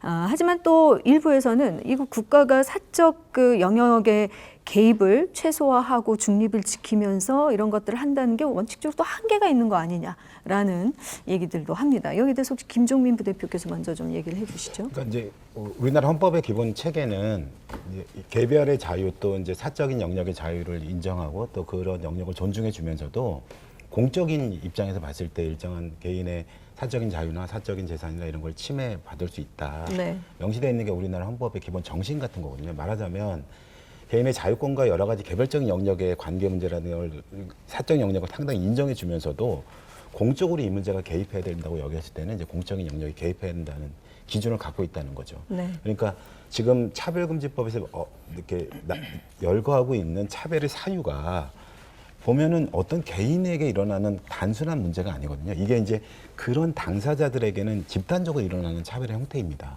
그러니까 뭐 예를 들면 이제 그 블랙페이스라고 하는 것이 이제 얼마 전에 이제 우리 샘 모치리에 의해서 이제 얘기되면서 그게 얘기가 됐잖아요. 그런 것들은 우리는 어쩌면 그런 것을 차별이라고 여기지 않고 시행하고 잘 모르고 합니다. 그런데 그것을 바라보는 그 집단에서는 그거는 구조적인 그 차별로 느끼기 때문에 그렇기 때문에 구조적으로 발생한 문제고 이건 사회적으로 감당을 해야 하면 국가가 일정하게 개입을 해서 문제를 해결해야 한다는 거죠. 그런 문제를 이해해야 된다는 거고, 두 번째는 결국 사회는 저는 아마 권력을 갖고 있는 분들도 또 권력이 없는 우리 일반 분들도 다 똑같이 이 사회는 권력의 불평등이 있다는 걸 다 똑같이 말하자면 얘기하고 있다고 생각합니다. 그렇다면 이렇게 불균등한 운동장이 발생했다면 이 불균등한 운동장을 이렇게 다시 균등한 운동장을 만들기 위한 국가의 최소한의 개입이 없다면 이 운동장은 끊임없이 기울어질 수밖에 없기 때문에 국가의 개입이 필요하고, 그 국가의 개입 중 가장 최소화될 수 있는 영역으로 기울어진 운동장이 변화하거나 또는 차별의 시정이 이루어지거나 할 수 있는 방향에서 이 차별금지법이 제시가 된 것이다. 이렇게 이해해 주시면 좋을 것 같아요. 네, 얼핏 보면 어떻게 보면 차별이 그동안은 개인의 문제 같지만 이건 결국 사회의 문제고 공적으로 또 구조적으로 국가가 그래서 관심을 갖고 최소한의 개입이 이제 필요하다는 말씀을 해주셨습니다. 여기에 대해서 먼저 지영준 변호사께서 얘기해 주시길. 네, 제가 이제 이게 되게 이제 어려운 문제인데요. 이제 아까 제가 이제 아까 그 표현의 문제 할 때 말씀을 하려고 그랬는데 우리 신부님께서 다른 거 물어보느라고 말씀하셨는데 이게 이제 차별금지법에서 되게 중요한 요소가 사실은 우리가 이제 헌법은 지금까지 그 국가는 모든 개인은 인간으로서 존엄과 가치가 있고 행복할 추구할 권리가 있다면서 국가는 개인이 가지는 불가침의 기본적인 인권을 확인하고 보장할 의무가 있다. 이렇게 개인에 대해서 되게 중요하게 생각했습니다. 그런데 이제 지금 차별금지법은 이제 집단에 대해서 보호를 해주거든요. 여기서 이제 문제가 생기는 겁니다. 방금 우리 대표님도 말씀하셨던 것이 아까 말씀하신 것들은 이제 표현에 대해서는 우리가 또 제가 다음에 좀 시간 되면 다시 설명하고요. 표현의 자유에 대해서는 이제 여기서 이제 우리 집단에 대해서 아까 우리 작교 신부님께서도 KKK가 이제 집단에 대해서 하는 거. 그런데 이제 우리 그 국제인권규범에도 보면 종족이랄지 민족이랄지 언어 집단 또는 종교 집단, 소수 집단에 대해서는 절대 증오하지 말라고 이렇게 해놨거든요. 여기 대해서는 아무도 이의를 안 합니다. 집단에 대해서는 이렇게 세 가지를 합니다. 인종적인, 종족적인 것, 언어적인 것, 또 소수, 종교 소수 집단. 그런데 이제 이 세 가지를 가지고 증오 표현도 하지 말고 또 증오를 고취하지도 말라고 이렇게 해놨거든요. 그러나 이 차별금지법에서 이제 개인 또는 특정 집단 해놓으면요, 집단이 이 23가지 사이에 플러스 등까지 하면요, 다 집단이 생깁니다. 왜냐면 보세요. 성별하면 벌써 남자, 여자 집단이 생기죠. 또 학력하면 또 어떤 고학력자가 있을 수도 있고 저학력자가 있을 수 있죠. 또 이게 이제 이 출신도 마찬가지. 출신 지역을 이렇게 해놓고 나면요, 어느 지역 출신에 따라서 이렇게 집단이 생겨요. 그렇게 하면 이 집단에 대해서는 이제 집단의 속성을 이야기할 때요. 야, 담배 피우는 사람은 몸에 안 좋아 하면 이 금연자와 흡연자 사이에 단체의 갈등이 생기는 겁니다. 그렇기 때문에 우리가 이제 개인의 문제를 집단의 문제로 가져가면서 이제 여기 이제 해석이 엄청 어려운 문제가 생기거든요. 그래서 이 차별금지법을 만들 때는 그 부분 우리가 특정 개인을 보호할 것이냐, 단체를 보호할 것이냐. 사실 사회보장은 기본적으로 개인을 보호하는 것이거든요. 그래서 그 부분에 대해서는 조금 우리가 신중한 고민이 필요할 거라고 봅니다. 네, 집단 간의 어떤 갈등 부분을 또 만들 수도 있는 부분을 또 우려를 해주셨는데요. 근데 갈등, 사회적인 갈등은 그 갈등이 좋은 방향으로 전진되기도 하고 나쁜 방향으로 되기도 하거든요. 근데 이 차별금지법에서 얘기하는 것은 이 갈등을 말하는 게 아니고 갈등이 아니라 이것 때문에 어떤 집단이, 어떤 개별이, 어떤 개인이 차별을 받는 불이익이 일어나기 때문에 이거는 아니다. 이런 걸 말하는 거예요. 그러니까 갈등 자체를 없어야 된다거나 이거를 우리가 아예 갈등이 없는 사회를 만들어야 된다거나 이런 걸 말하는 게 아니고 최소한의 어떤 차별적으로 통해서 내가 불이익을 받는다고 여기기 때문에 이거는 최소한 없애야 된다라고 생각하는 것이지, 말씀하신 것처럼 이런 집단과 집단 간의 어떤 갈등을 끊임없이 조장하는 문제다, 그렇게 볼 수는 없다고 보여집니다. 네. 그냥 모르겠어요. 예, 그래서 지 변호사님 말씀하신 것 중에 하나만 좀 사실관계를 좀 명확하게 하면 전 이제 사회복지 쪽에서 일을 하고 있기 때문에 얘기하신 것처럼 사회보장이 사실은 우리나라에서 개인을 갖다가 지원한다고 얘기하는데요. 저는 정말 그러길 바라고 있는 사람 중에 한 사람입니다. 우리나라는 개인으로 그 기본구조가 되어 있지 않고요, 가구 중심으로 되어 있습니다. 그 얘기 뭐냐면 이미 한국 사회는 일정한 집단을 갖다가 형성하고 그것을 중심으로 작동하고 있다는 거예요. 네. 그리고 아까 말씀드린 것처럼 그 영국의 평등법을 비롯해서 독일이라든지 뉴질랜드, 캐나다 이런 모든 나라들이 사실은 이런 법을 갖다가 작동시킴에 있어서 다양한 형태의 그룹들을 갖다가 지키기도 하고 때로는 그 안에 개인을, 근데 여기서 이제 개인을 상정한 그룹인 거죠. 그러니까 이제 그런 부분들을 갖다가 생각을 해보시면 우려하시는 부분들은 이 법이 진행되는 것에서 충분히 해소될 수 있다고 생각을 합니다. 네. 박진구 선교사께서도 이 사적 영역에서의 차별금지, 평등권 보장과 관련해서 혹시 한 말씀 해주실 수 있으실까요? 저한테는 좀 어려운 내용이어서 이해하기가 좀 어려운데요. 네. 뭔가 더 뭔가 차별금지법을 제정해서 누군가 더 보호하는 게 저는 체감상 제가 살아온 인생에서 필요한가 싶을 만큼 저희 나라가 너무 살기가 좋아서 여러 가지 법적으로 보호받고 제가 소수자였음에도 불구하고 뭐 고용에 대해서나 뭔가 다니는 거나 누군가 저를 차별한 적도 없고 지금까지도 그렇게 저를 차별하는 사람을 경험하지 못했거든요. 그래서 뭔가 더 나은 세상을 저도 원하는데 그것이 과연 가능할까 생각이 들고 그것을 위해서 지금까지 얼마나 많은 사람들이 일했고 또 법들이 제정되었고 저는 그렇게 생각하고 다만 이 차별금지법에서 우려되는 성적 지향이라든지 성 정체성에 대한 부분을 과연 왜 넣어야 하는가 그것이 정말로 필요한 것인가 저는 그 부분을 말씀드리고 싶습니다. 네. 박철호 의원님께서 계속 이제 얘기하시면서 나도 소수자인데라는 표현을 계속 쓰시니까 이제 그 부분에 대해서는 좀 명확하게 그 말씀을 드리고 가야 될 것 같은데요. 제가 현재 일하고 있는 용산 나눔의 집은 미등로 이주민분들하고 17년째 함께 하고 있습니다. 그리고 저도 이제 한 6, 7년 전부터 성소수자 인권운동에 이제 연대하고 있습니다. 그런데 이제 아까 그런 면에서 아까 제가 개인을 전제한다는 이제 그룹을 계속 얘기하고 있는데요. 소수자라 그래서 사실은 모두가 다 동일한 존재가 아닙니다. 그러니까 그 부분에 대해서 내가 어떤 소수자로서 느끼지 못하는 게 있으니 너희들한테도 해당 사항 없다라고 얘기하시는 것들은 조금 고민해 보셔야 될 부분이라고 생각합니다. 정말 일반화의 오류 중에 대표적인 사례인 거죠. 나는 아니니까 당신들도 아니야.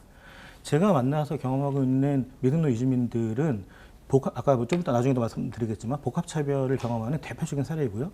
제가 만나는 성소수자 식구들 중에서도 가난한 이들, 그 다음에 자기가 다 오픈할 수 없는 이들, 이런 많은 일도 사실은 그 해당 사항이 있습니다. 그러니까 그런 부분들에 대해서는 내가 아니니까 너희들도 아니야라는 생각을 조금 더 고민해 보셨으면 좋겠습니다.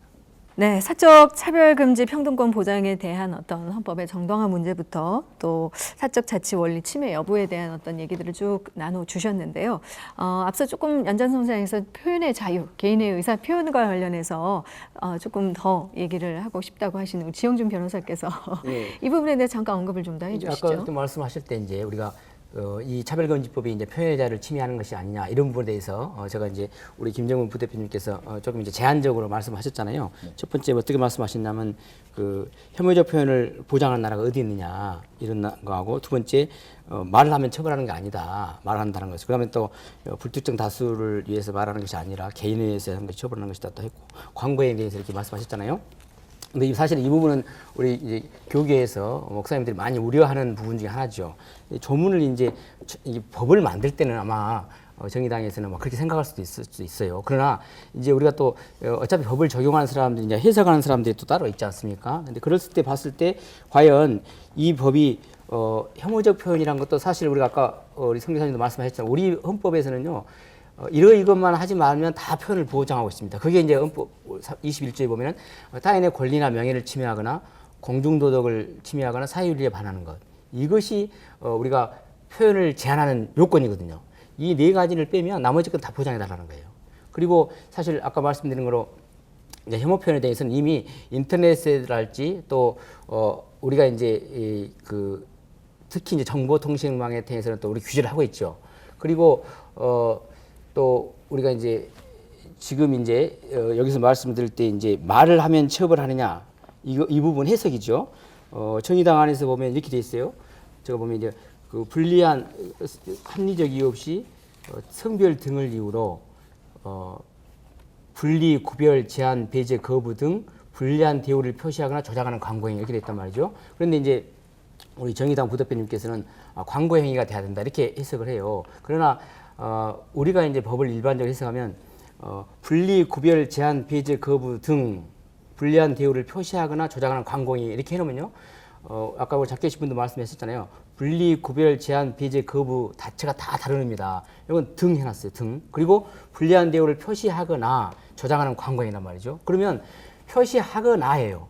이게 우리가 법을 해석할 때 불리한 대우를 표시하고 조장하는 광고 이게 아니고 그럼 표시하거나 하면 표시하는 행위, 조장하는 광고 행위 따로따로 나오거든요. 이게 이제 해석을 이렇게 막 합니다.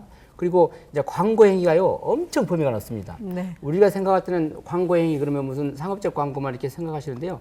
우리가 이제 공직선거법 같은 거 할 때 이 선거 홍보할 때 후보자를 어떻게 선정하냐 하면 이 이제 광고의 정의가 정의당 대표 발의에서는 광고의 정의가 없어요. 그러나 이 국가인권위원회법 평등법 시안에는 광고라 하면 이렇게 이제 광고 행위가 나옵니다. 거기 보면 이제 표시 공정화에 관한 법률을 준용하게 돼 있어요. 네. 그럼 표시 공정화에 보면 표시와 광고 공정화의 법률이죠.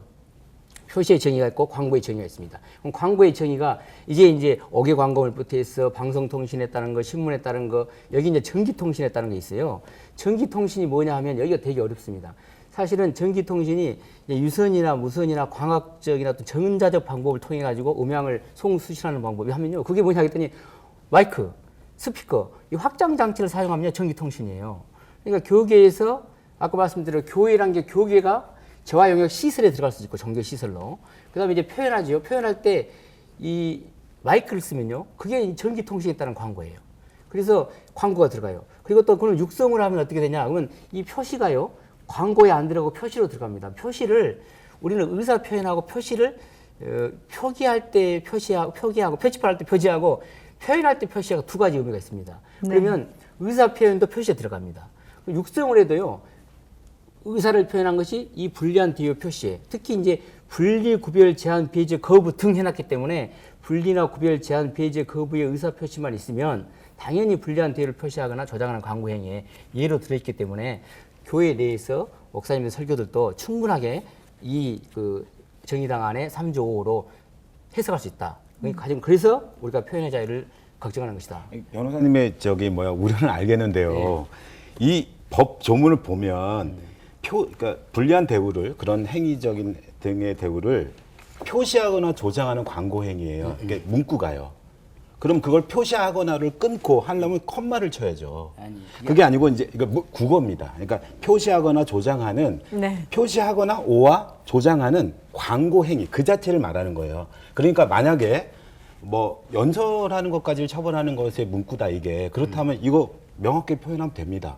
그러니까 법 수정 과정에서 그것이 걱정되시는 거라면 저는 그런 당연히 우리 그 정의당의 입법 발의를 할 때 아마 평등법도 마찬가지일 텐데요.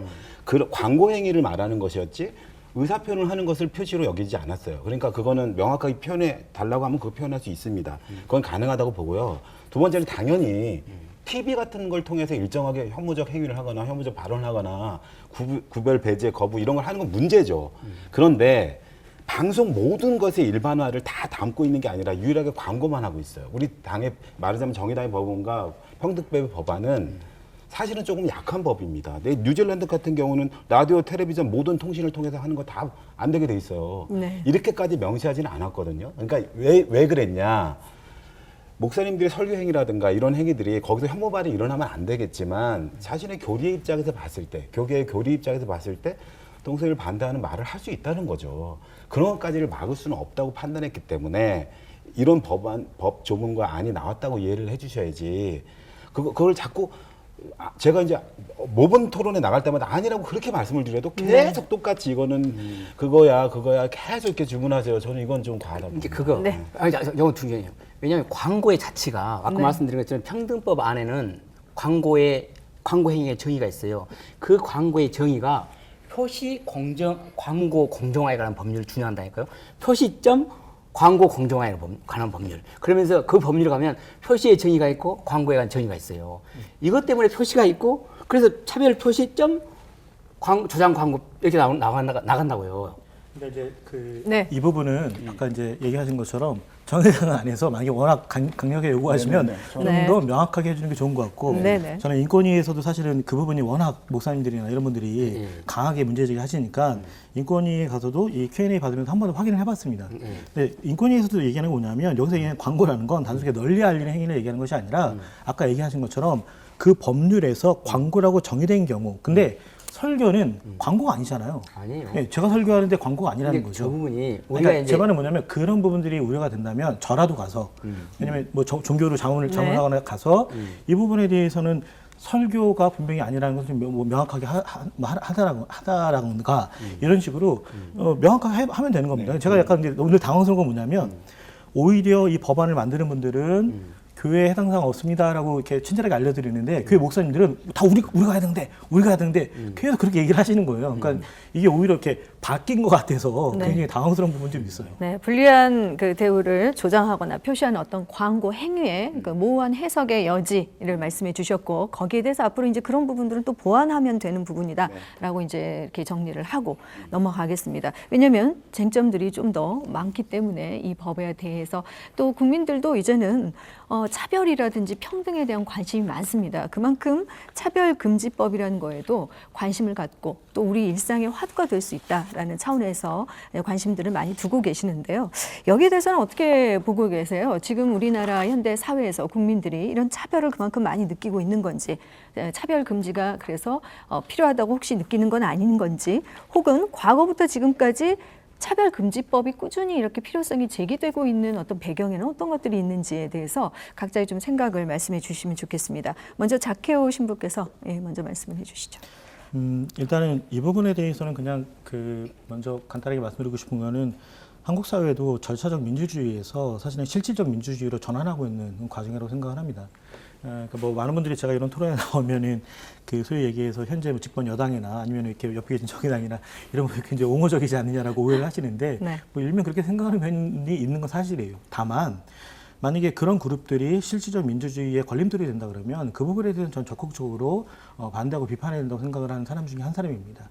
그러니까 이런 감각이 사실은 생기게 된 건 뭐냐 하면 아까 제가 중간에 박성현 선생님한테 제가 간곡하게 부탁드렸던 것처럼 제가 있는 현장에서 만나는 미등록 이주민이나 성소수자분들 또는 그 외 다양한 이 사회 소수자분들 또는 이제 이 상대적 약자분들이 사실은 이런 부분들에 대해서 평등하지 않다, 불평등하다라는 것들을 갖다가 굉장히 체감하고 있다는 거죠.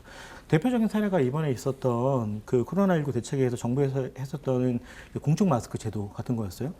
공적 마스크 제도가 굉장히 좋은 제도입니다. 저는 그 자체에 대해서는 반대하지 않고 K방역이라고 이제 사람들이 되게 이제 자랑할 만큼 굉장히 잘한 부분이 있다고 생각을 하는데 다만 그거를 했을 때 어떤 감각이 없었냐면 한국 사회에 숫자가 없는 사람들이 얼마나 많은지를 전혀 캐치하지 못했던 거예요. 그러니까 미등록 이주민이나 노숙인분들처럼 숫자가 없는 분들은 사실 거기서 제외가 됐던 겁니다. 네. 그랬을 때 저희 같은 사람들이 그런 부분들에 대해서 적극적으로 이야기하고 굉장히 많은 분들이 본인들의 마스크를 갖다가 나눠주기도 하고 하면서 그분들하고 함께하는 연대의 모습들을 보여줬다는 거죠. 그러니까 기본적으로 이런 것들은 절차적 민주주의에서 실질적 민주로 넘어가기 위한 여러 가지 감각들이 이렇게 어려운 시대일수록 더 간증이 나온다고 생각을 하는 거고 저는 뭐 나중에도 한 번 더 얘기하겠지만은 많은 분들이 차별금지법에 대해서 찬성하는 그분들이 많이 이게 퍼센티지 올라갔던 것 중에 하나는 뭐냐면 이렇게 어려운 시기를 겪으면서 우리가 그동안 돌아보지 않았던 사각지대나 감춰져 있던 부분들이 많이 드러나면서 저 얘기가 나의 얘기일 수도 있겠구나 라는 것을 갖다가 느꼈다고 생각을 합니다. 네. 꼭 말씀드리고 싶은 거는 차별이란 무엇인가라는 책에 보면 이런 표현이 나옵니다. 차별은 타인을 하찮은 존재로 취급하는 것이라는 거예요. 없는 존재 취급하거나 하찮은 존재 취급한다는 거죠. 그러니까 이런 부분들에 있어서 한국의 많은 분들이 한국 사회가 갖고 있는 편견과 한계, 어떤 관행에 의한 이런 하찮게 여겨지는 부분들에 대한 어떤 감각들, 그래서 이런 것들에 대해서 적극적으로 이제는 나의 일로 받아들면서 함께 이 부분을 갖다가 소리내고 있다고 생각합니다. 네, 박진구 선교사께서 말씀해 주시죠. 네, 저는 소수자 안에 동성애 이렇게 있는데 제가 하는 일이 동성애를 이제 나오게 하는 일, 나오게 하는 일보다 나오고 싶은 사람들을 좀 도와주는 일을 하고 있어. 사실 제 이야기가 아니라 저도 집단의 이야기고 제가 같이 있는 형제 자매들의 이야기인데요.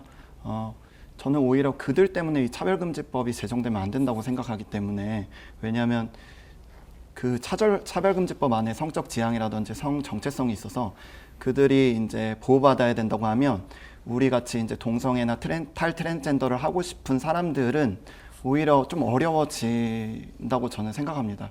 그래서 그냥 저는 지금 아무 불편함이 없고 동성애자분들도 저는 인권이 보장된다고 생각하고 헌법 안에서도 그렇고 사회적인 분위기 안에서도 제가 생각할 때에 그래서 오히려 차별금지법이 제정되면은 이게 이런 동성애에 대해서 나오는 것에 대해서 오히려 어려워지는 그게 오히려 민주주의 실현이 아니라 오히려 거꾸로 가는 뭔가 억압하고 억제되는 그런 사회가 오는 것 같습니다. 네. 말씀을 해주셔서 이 차별 금지 사유로 지금 성적 지향을 열거할 것인지 말 것인지 뭐 이런 논란 때문에 이 제정에서 또 큰 쟁점이 되지 않았습니까? 관련해서 좀 더 말씀을 들어보겠습니다. 지영준 변호사께서 예, 북한 우리 뭐 해주시죠. 아까 우리 작게 신부님께서 말씀드렸던지 우리가 이제 사실은 여러 가지 존재가 없는 분들이 있죠. 아까 위군호, 위민, 난민들을 할지 이렇게 해서 또 와 있는 사람들이 정말로 어려운 분들이 있습니다. 사실 이제 이런 걸 보장하는 제도가 계속 말씀드리지만 사회보장 제도라는 것이거든요. 이게 지금 우리가 이제 계속 평등으로 가지고 차별을 가지고 사실 그런 분들을 이 차별금지법으로 구제할 수 있는 게 없어요. 네. 결국 사회보장 제도로 가는 것이죠. 그리고 지금 우리가 이제 차별이 뿌리 깊다 이렇게 말씀하시는데 제가 이제 국가인권위원회 혐오표현 리포트에서도 이 차별이라는 건 무엇이냐? 그러면 일시적인 것이 아니라 이 한 사회에서 상당한 기간을 역사적으로 누적된 것이다, 그죠? 그리고 그것이 누구인지 사회적으로 충분히 인식될 수 있어야 한다. 그래서 이제 저는 이제 그 말 자체가 이미 우리가 말하는 사회적 약자나 소수자에 대한 개념이 들어있다.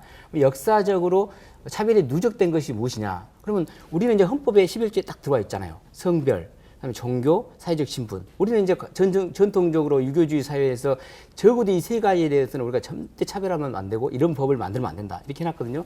과연 그런데 이제 23가지에서 성적 지향, 성별 정책을 켜놓으면 그것이 바로 우리가 국가인권 혐오표현 리포트, 국가인권 혐오표현 리포트에서 정의한 것처럼 이게 과연 역사적으로 우리 사회에서 상당히 인간 누적되어 가지고 차별대회를 받아왔습니다. 그것이 사회적으로 충분히 인식 가능한 그러한 소수 집단에 들어가냐 이런 부분에 대해서 과연 사회적으로 국가인권 성별 종교 사회적 신분처럼 합의가 되어 있느냐 이런 부분에서 엄청 지금도 논란이 있고 사실 차별금지법이 제정되기 어려운 이유 중 하나도 이런 부분 때문이거든요. 그래서 저는 이 성적 지향이나 성별 정체성 부분은 특히 여성의 입장에서는 정말 찬성하기 어려운 부분이 성별 정체성 아닌가 저는 그렇게 생각합니다. 네.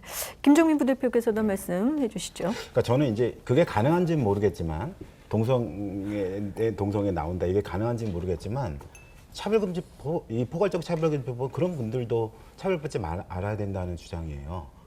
그러니까 모든 사람이 차별받지 말아야 된다는 것이 주장이지 어떤 특정한 사람들이 차별받지 말아야 된다거나 또는 우대해야 된다거나 이런 걸 말하는 게 아니거든요. 근데 이제 계속 이제 그렇게 몰고 가시는 게 좀 의도가 있다고 생각이 들고요. 사회적 합의 같은 것도 마찬가지입니다. 그러니까 예를 들면 저는 이렇게 보통 이게 비유를 하는데요. 지영준 변호사님이 계세요. 변호사님의 의견에 대해서는 제가 찬반을 논할 수 있지만 지영준 변호사님을 나는 찬성한다. 지영준 변호사님을 반대한다. 이럴 수는 없잖아요. 그러니까 왜 그러냐면 존재 때문이거든요. 그건 존재라서. 그러니까 존재를 찬성한다, 반대한다는 없다는 거죠. 그러니까 동성애라고 하는 것이 존재하는데 그 존재를 나는 찬성해, 반대해. 그럴 수 없다는 겁니다. 선택 가능한 문제가 아니기 때문에.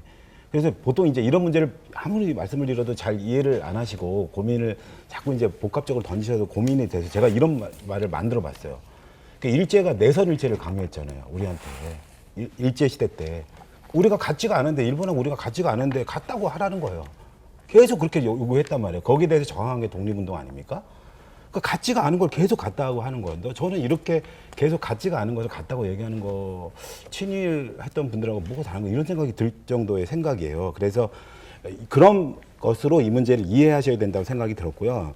신념, 그러니까 성소자가 아니다, 반대한다 이런 교리적 신념이 있을 수 있지만 이분들이 차별을 받아서는 안 된다고 생각하는 그런 것까지를 왜 굳이 반대하면서까지 목소리를 높이고 과한 행동까지 나서고 그렇게 해야 되는가 이런 것까지에 대해서 저는 고민이 굉장히 많이 들었다는 말씀을 드리고 차별금지법은 이게 쟁점이 아니에요. 다른 영역의 쟁점이 너무너무 많습니다. 그런데 이것만 저는 반대하시는 분도 찬성하는 입장에서 이 문제만 갖고 얘기하는 게 이제 입에 진짜 부르틀 정도로 좀 힘들거든요. 진짜 진정한 의미에서 고용에서 차별은 기업이 발생시키는 게 너무너무 많습니다. 그 사람이 그 내부에서 예를 들면 나는 청년이라는 이유로 이 청년이 채용 당사자를 차별하는 경우는 없어요. 기업이 차별하는 이런 문제가 더 심각한 한국 사회 문제인데 왜 이 문제를 둘러싸고 왜 제가 보기에는 엉뚱한 사회적 논란만 야기된다고 생각합니다. 이 문제를 좀 넘어서 진짜 차별을 금지하는 방안과 구체적인 논의로 들어가는 게 좋겠다는 생각입니다. 네. 이와 관련해서 혹시 더 하실 말씀 있으시면? 제가 동성애 관련해서 일을 해서 네. 이제 더 계속 편협적으로 그 부분만 이제 이야기를 할 수 있을 것 같은데요. 저희 안에서 이제 동성애에서 나오고 싶은 형제 중에 기독교인이 아닌 비기독교인이 있거든요. 그래서 그 사람이 이제 뭐 말씀해 주신 대로 동성애에서 나오고 싶은 사람도 보장받고 동성애자도 보장받고 뭐 이런 내용이면은 좋겠는데, 해외 사례도 이 차별금지법이 통과된, 성적 지향이나 이런 게 통과된 나라에서는 탈동성애 운동이 저하되고 저지되고 막히고 있는 것이 우리가 볼 수 있는 사례고, 또 그거 말고도 동성애 자체를 이제 인정해주는 거에 있어서 굳이 다른 문제도 많은데 요 성적 지향이라든지 성 정체성이를 꼭 그 내용에 포함할 수밖에 없는지, 차라리 그걸 빼고 다른 부분을, 더 많은 문제가 있는데 그것을 이제 차별을 방지하는 것들을 이렇게 수행하는 것이 더 맞지 않을까 저는 생각이 듭니다. 그 선교사님과 저는 증거인이니까 네. 이 부분에 대해서 명확하게 저희가 확인하고 좀 봐야 될 부분이 있는 것 같아요. 예를 들어서 미국에서 탈동성애 운동, 탈게이 운동, 그러니까 했던 엑소더스라는 그룹이 있죠. 세계에서 가장 큰 단체였습니다. 그 단체가 그 스스로 해체를 했어요. 그 외부에 의한 어떤 압력이 아니라 스스로 해체를 했단 말이에요. 해체를 하면서 사실은 이분들의 뭐 회장들도 담화문을 내고 했었던 거는 알고 계시죠. 근데 이분들이 그런 걸 했을 때, 스스로 해체했을 때 가장 중요하게 여겼던 게 부분이 뭐냐면 이 부분이에요. 그러니까 저는 이제 뭐 보통 이제 전환 치료라고 많이 얘기 드리는데, 저는 전환 치료는 말은 적절한 표현이 아니고 정체성 강제 전환이라는 표현을 쓰는데요. 그러니까 그 사람이 원하지 않는 정체성을 강제로 전환하는 것들을 시도하는 것들을 얘기하는 거예요. 그러니까 예를 들어서 차별금지법이 됐든 다른 법이 됐든 사실은 문제 삼는 것들은 그런 부분들을 사실은 문제 삼는 거죠. 내가 성소수자였다가 아닌다거나, 또는 본인이 나는 잘못 알고 있었다가 뭐 돌아간다거나, 그런 부분들에 대해서 이 법에 대해서는 전혀 얘기하지 않는다는 거죠. 그러니까 관심사가 아닌 거예요.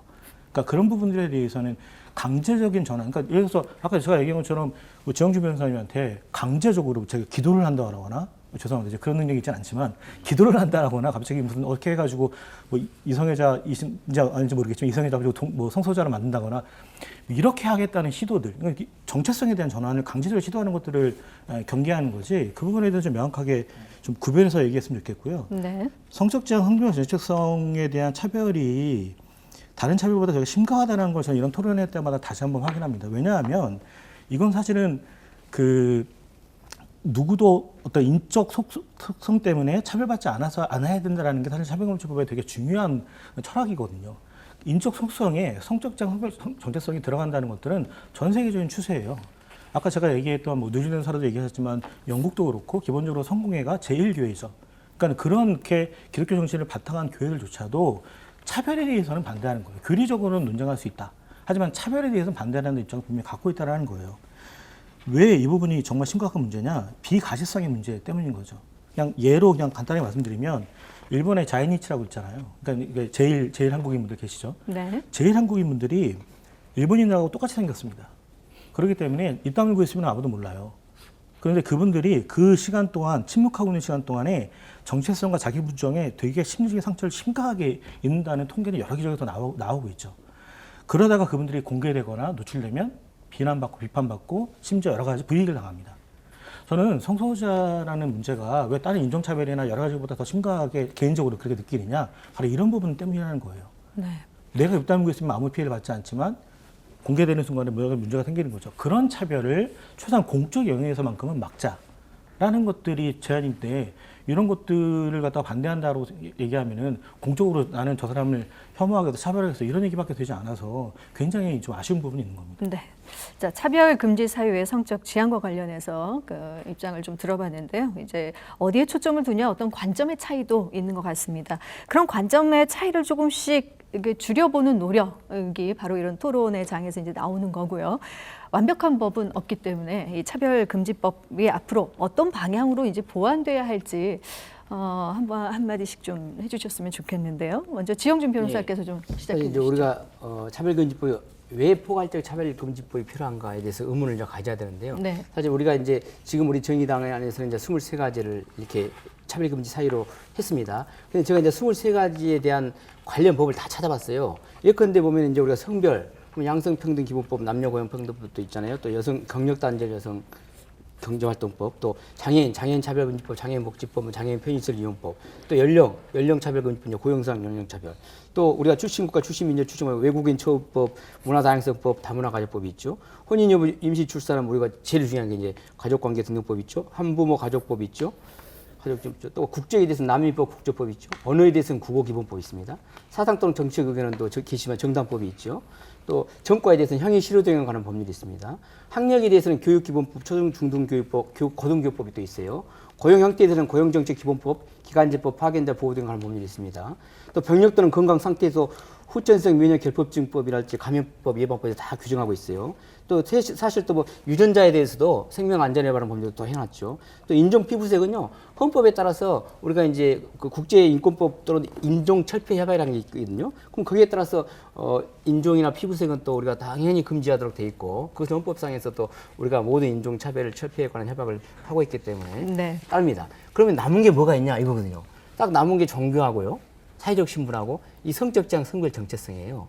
결국 이 네 가지를 가지고 이제 하는 건데 성적 지향 성별 정체성, 종교, 사회적 신분. 근데 사실 사회적 신분이라는 건 이미 앞에 다 포함되어 있는 것이고 그럼 이제 종교와 성적 지향 성별 정체성 때문에 만든 법이 아니냐 이것이 저는 그렇게 생각합니다. 그렇기 때문에 네. 그런 문제가 있고 신부님 말씀하신 그런 부족한 부분들은 우리가 지금 현재 되어 있는 개별적 법률 가지고 충분히 보완할 수 있다. 저는 그렇게 봅니다. 네, 김종민 부대표께서 말씀해 주시죠. 그러니까 이제 포괄적 차별금지법이 제정돼야 되는 개별 차별금지법이 아니라 그런 이유는 명확해요. 그러니까 복합 차별이라는 게 발생하고 이거는 한국 사회에 그냥 일반화된 사례가 됐어요. 그러면 이분들이 어디에 시정 조치를 요구할 것인가가 복잡해져 있고 그런데 거기에 해당하지 않는 영역들도 굉장히 많았어요. 아까 열거하셨던 대다수의 법들에는 차별의 구제 절차가 없습니다.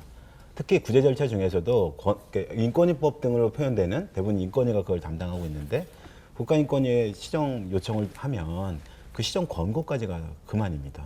근데 아까 말씀하셨지만 권고가 그 차별하는 행위자 입장에서 봤을 때는 권고는 아무런 위력을 갖지 못합니다. 대부분 차별 행위를 하는 분들은 대부분 권력을 갖고 있는 분들이 많습니다.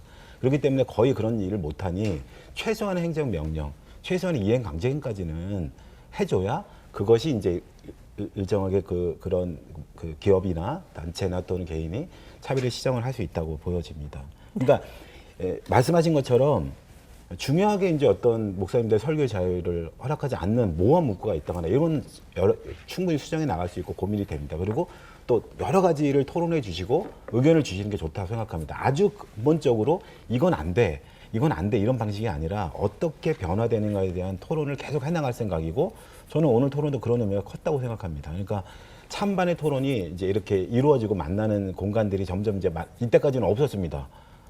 찬성은 찬성끼리 반대는 반대끼리만 토론했는데 찬반 토론이 이루어지는 건 굉장히 의미 있다고 보여지고 그런 과정을 통해서 상당히 많은 변화를 만들어 나가겠다 이런 말씀드리겠습니다. 네, 뭐 토론 시간이 충분치 않았지만 그래도 많은 얘기를 해주시고 이런 토론의 기회가 있다라는 거에 대해서 또 말씀해 주셨기 때문에 오늘 못다한 얘기는 마무리 말씀으로 또 듣도록 하겠습니다. 먼저 자케오 신부께서 마무리 말씀해 주시겠습니다. 네, 포괄적 차별금지법이 꼭 필요한 이유는 아까도 계속 말씀드린 것처럼 복합차별의 문제 그리고 생로병사를 벗어날 수 없는 우리 모두에게 해당하는 문제이기 때문에 사실 그런 겁니다. 그러니까 태어나서 죽을 때까지 여러 가지 차별에 노출될 수 있는 모든 사람들 그렇기 때문에 사실 모든 사람을 위한 법이라고 저희가 강조하고 있는 거죠. 그런 측면에서 저도 종교인으로서 조금 종교적인 말씀을 좀 드리자면 우리가 이제 나열하고 있는 여러 이 많은 차별금지 사유에 해당하는 분들이 어떤 물건이나 대상이 아니라 사람이라는 걸 잊지 않으면서 얘기했으면 좋겠다라고 꼭 말씀드리고 싶습니다. 이게 각자의 일상이 있고요, 서사가 있고요, 가족과 친구들이 있는 그런 사람들이라는 거죠. 근데 많은 분들이 얘기를 할 때 나의 어떤 나의 어떤 이데올로기적 신념이나 어떤 나의 가치관 때문에 저 사람은 안 돼라고 이런 방식으로 사실 접근하는 것들은 사실은 저희가 좀 기독교인이지만 기독교에서 얘기하는 하나님이 동등하고 독특하게 모든 존재를 창조하셨다. 그 신비에 대한 사실은 부정이기도 합니다. 그러니까 그렇게 봤을 때서라도 이 부분에 대해서는 우리가 지금 얘기하는 차별금지 요소에서 중요한 건 사람이다. 그리고 실제로 이 법이 진행될 때 저희처럼 찬성하는 사람들도 되게 법이 만들어지고 운영됨에 있어서 섬세한 공감으로 이런 것들이 만들어져야 되고 작동해야 된다는 것들을 계속 강조하고 있습니다. 그러니까 그런 부분들에 대해서는 정말 합리적인 대안을 가지고 사실은 이야기하고 토론했으면 좋겠다. 그런 자리에서도 오늘 이 자리는 저한테 굉장히 뜻깊다고 생각합니다. 네, 다음 박진권 선교사께서 마무리 말씀해 주시죠. 네, 저는 모든 사람이 평등해야 된다고 생각합니다. 그런데 평등을 계속 보장할수록 자유라는 게 억압이 되고 표현의 자유라든지 그런 것들이 계속 어려워지기 때문에 특별히 제 입장에서 기독교인이고 또 동성애에서 나온 사람으로서는 상당히 이 포괄적 차별금지법이 위협적으로 다가옵니다. 그래서 한 대한민국의 국민으로서 지금 많은 부족함이 있지만 그것들을 지영준 변호사님 말씀해 주신 대로 그냥 개별적 어떠한 특정한 것들을 보호하면서 차별을 계속 좁혀나가야지 뭔가 이것을 획일화하고 또 특별히 성적 지향이라든지 성 정체성에 대해서 이렇게 보호하는 것을 말하는 것이 참 위험하다 저는 말씀드리고 싶습니다. 네. 네. 다음 김종민 부대표께서 마무리 말씀해 주시겠습니다. 네, 먼저 아무튼 이런 찬반 차별금지법에 대한 찬반 토론을 열어준 언론사도 방송국 관계자분들께 너무너무 감사를 드리고요. 찬반 토론이 이렇게 계속 많아지고 좁혀가는 그런 토론이 계속 이루어졌으면 좋겠다 이런 말씀드리고, 국회에서 지금 이제 정의당이 입법 발의한 게 있고 국가인권위원회가 평등법 입법 발의를 했습니다. 지금 슈퍼 여당이 된 민주당이 입법 발의를 하면 이제 국회 논의가 시작됩니다. 그럴 때 조금 더 적극적 의미에서 찬반 토론들이 많이 이루어지는 그런 계기가 됐으면 좋겠고, 민주당이 빨리 입법 발의를 하기를 촉구하고요. 꼭 이 말씀을 드리고 싶었는데, 국가인권위원회가 출범되고 나서 가장 제가 보기엔 인상 깊고 가장 감동적인 진정 사건이 있습니다. 차별 진정 사건. 그게 저는 초등학생, 중학생 6명이 이제 진정했던 사건인데요. 국가인권위원회가 살색이 우리나라에서 옛날에 이게 당연한 거였습니다. 이 색깔을, 이거는 인종차별적 요소가 강하니까 연주항이라고 이제 바꿉니다. 그러니까 초등학교, 중학교 6명의 그 청소년들이 연주항은 우리가 너무 알아듣기가 어렵다, 한문이라.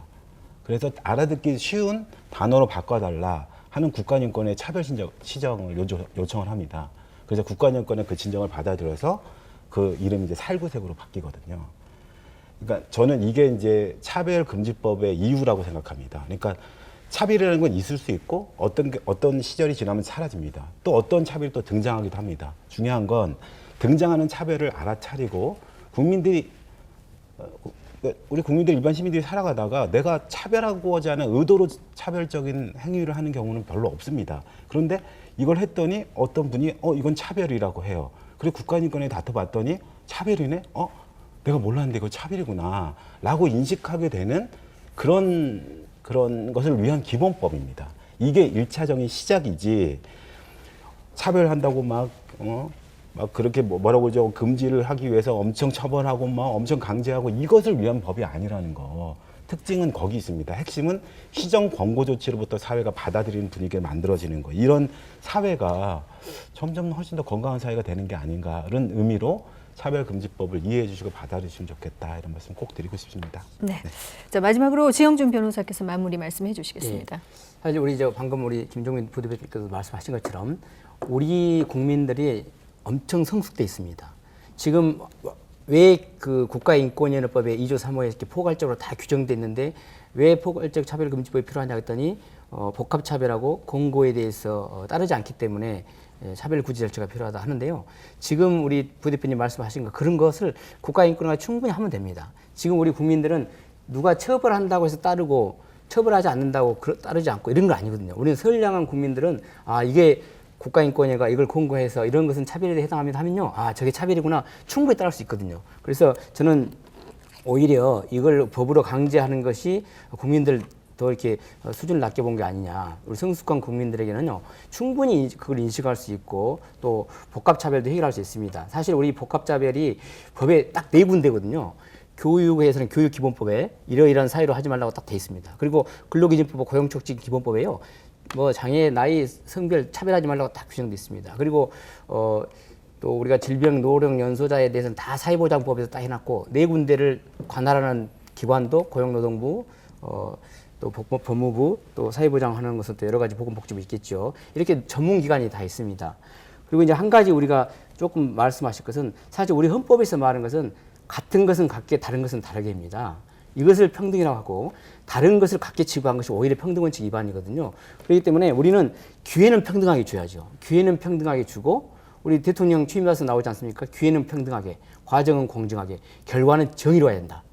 이게 결과가 평등하다는 게 아니거든요. 그렇기 때문에 지금의 우리 사회 문제는 이제 기회의 평등이 충분히 주어지면 결국 결과적으로 분배를 어떻게 할 것이냐, 이 문제에 집중하는 그러한 성숙된 논의의 장이 됐으면 하는 바람입니다. 네. 자, 네 분 모두 오늘 토론 아주 열띠게 해주셨습니다. 감사합니다. 오늘의 이 토론이 인종, 성별, 종교, 지역 등으로 서로를 갈라놨던 모순과 차별 등을 없애고 앞으로 더 나은 세상을 위한 해답을 찾기 위한 여정에 도움이 됐길 바라면서 오늘 이 시간 여기서 마무리 짓겠습니다. 함께해 주신 여러분 고맙습니다.